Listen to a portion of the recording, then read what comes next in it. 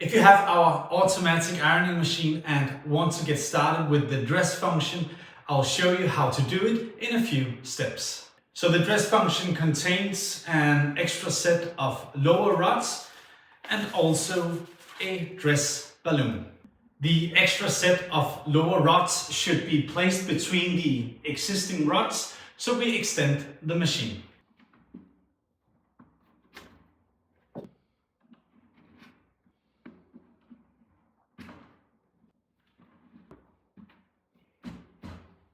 And now you simply take the dress balloon and place it on the machine.